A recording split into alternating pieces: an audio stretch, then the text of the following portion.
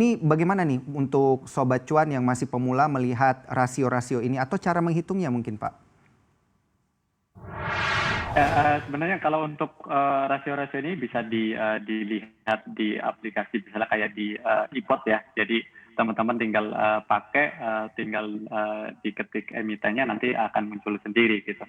Tapi kalau misalnya teman-teman mau ngitung sendiri agak repot sih karena itu harus harus ngitung dari laporan keuangan kemudian dimasukkan angkanya gitu. Baik, Saran berarti saya sih lebih baik mhm, teman-teman untuk ya pakai aplikasi dari sekuritas yang teman-teman pakai ya, gitu. mhm. Sudah disediakan berarti fasilitasnya ya, Pak Mino. Jadi Iya, Sobat Cuan ini sebenarnya tinggal mencari aja nih gimana nih cara ngelihat ICR-nya untuk emiten-emiten yang dikatakan utangnya cukup besar. Nah, kalau kita melihat emiten dari emiten-emiten yang selama ini utangnya cukup besar begitu, Pak Mino. Eh, Indikator-indikator selain ICR dan juga selain debt to equity ratio yang perlu diperhatikan apalagi nih Pak? Adakah yang sebaiknya diperhatikan Sobat Cuan?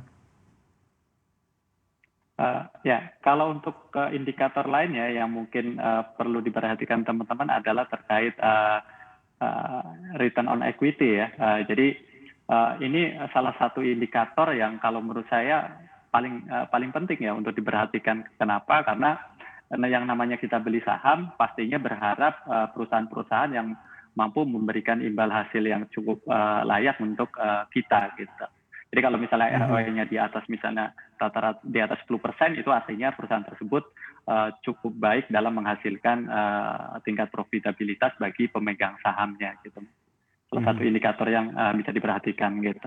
Baik, ini sudah dicatat langsung Pak Mino, sudah ada 3 ya paling tidak yang harus diperhatikan oleh Sobat Cuan. Ini nanti dipelajari lebih lanjut dan juga bisa langsung dicari di aplikasi trading masing-masing Sobat Cuan. Nah, memilih emiten atau berinvestasi ataupun trading dengan emiten-emiten yang punya utang gede ini seperti apa nih Pak Mino? Dan apakah kalau kita melihat satu emiten utangnya itu gede kita harus hindarin, atau mungkin kalau kita melihat contohnya seperti yang konsumer tadi yang Pak Mino katakan ini menjadi satu pengecualian begitu bagi UNVR, utangnya gede tapi karena ICR-nya juga tinggi ini layak dikoleksi?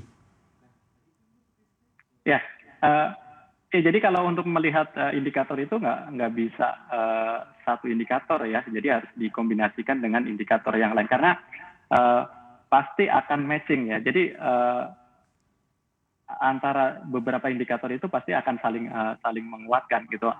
Jarang misalnya nggak mungkin misalnya laba bersihnya misalnya turun, ROI-nya misalnya positif itu nggak mungkin gitu. Atau utangnya melebihi batas wajar, Mhm.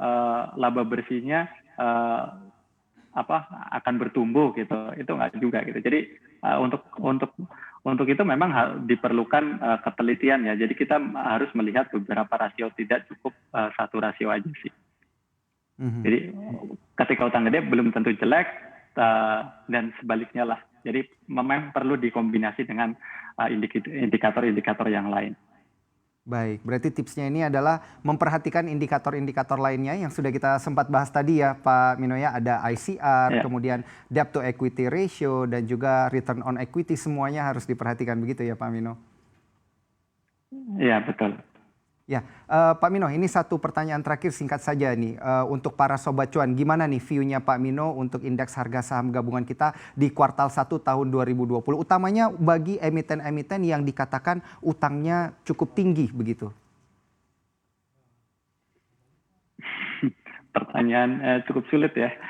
Ya, kalau untuk yang di atas batas normal ya, artinya di atas tiga kali untuk yang sektor harusnya di bawah 3 kali, tentunya untuk kondisi kuartal 1 masih cukup berat ya.